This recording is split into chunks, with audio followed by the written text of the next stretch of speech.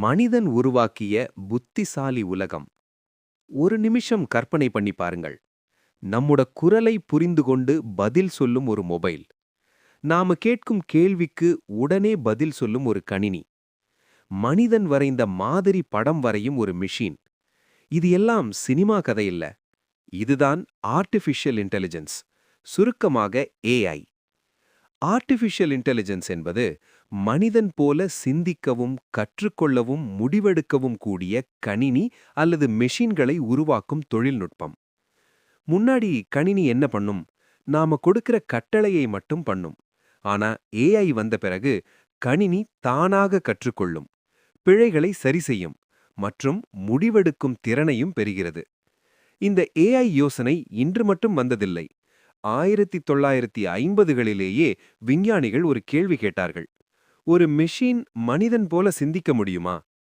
அந்த காலத்துல இருந்த கணினிகள் ரொம்ப சாதாரணம். அவை கணக்குகள் மட்டும்தான் செய்யும். ஆனா விஞ்ஞானிகள் நம்பிக்கை வைத்தார்கள். ஒரு நாள் கணினிகளும் மனிதன் போல கற்றுக்கொள்ளும் என்று.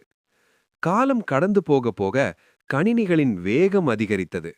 டேட்டா அளவு அதிகமானது. இணையம் உலகத்தையே இணைத்தது. இதுதான் ஏஐ வளர்ச்சிக்கு பெரிய காரணம். ஏஐயின் முக்கியமான பகுதி ஒன்று இருக்கிறது. அதுதான் மிஷின் லேர்னிங். மிஷின் லேர்னிங் என்றால் என்ன? எளிமையாக சொன்னால், அனுபவத்திலிருந்து கற்றுக்கொள்ளும் கணினி முறை. ஒரு குழந்தைக்கு பூனை எப்படின்னு சொல்லிக் கொடுக்கிறோம் என்று நினைத்து பாருங்கள். நாம் பல பூனை படங்களை காட்டுகிறோம். அதனால் அந்த குழந்தை இதுதான் பூனை என்று அடையாளம் கண்டுபிடிக்க கற்றுக்கொள்கிறது. ஏஐக்கும் அதே மாதிரிதான். ஆயிரக்கணக்கான அல்லது லட்சக்கணக்கான உதாரணங்களை கொடுத்து அதிலிருந்து ஏஐ பேட்டர்ன்களை கற்றுக்கொள்கிறது.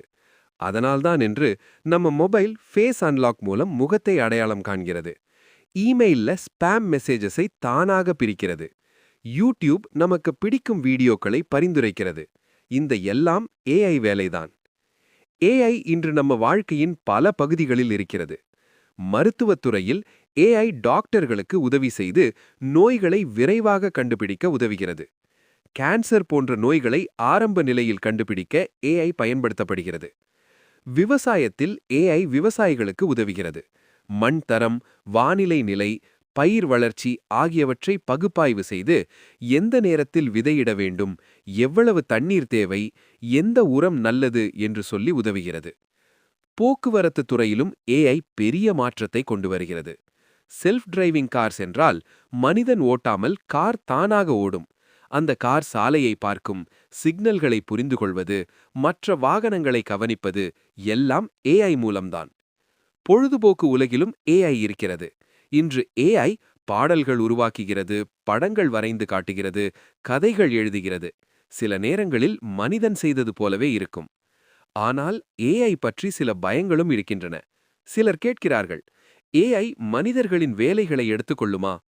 இந்த கேள்விக்கு பதில் சுலபமில்லை. சில வேலைகள் மாறலாம், சில வேலைகள் மறைந்து போகலாம். ஆனா அதே நேரத்தில் ஏஐ புதிய வேலைவாய்ப்புகளையும் உருவாக்குகிறது. முன்னாடி இல்லாத AI engineer, data scientist, machine learning specialist போன்ற வேலைகள் இப்போது உருவாகியிருக்கின்றன. அதனால் முக்கியமானது என்ன தெரியுமா? ஏஐயை பயப்படாமல் அதை பயன்படுத்த கற்றுக்கொள்வது. மனிதன் உருவாக்கிய தொழில்நுட்பம்தான் ஏஐ. அதனால் அதை எப்படி பயன்படுத்த வேண்டும் என்பதை தீர்மானிப்பதும் மனிதன்தான். நாம் அதை நல்ல விஷயங்களுக்கு பயன்படுத்தினால் ஏஐ உலகத்தை இன்னும் சிறப்பாக மாற்றும். மருத்துவம் மேம்படும், கல்வி எல்லோருக்கும் எளிதாக கிடைக்கும், வேலைகள் புத்திசாலித்தனமாக மாறும். எதிர்கால உலகம் மனிதன் மட்டுமல்ல, மனிதன் பிளஸ் ஆர்டிஃபிஷியல் இன்டெலிஜென்ஸ் சேர்ந்து உருவாக்கும் உலகம்.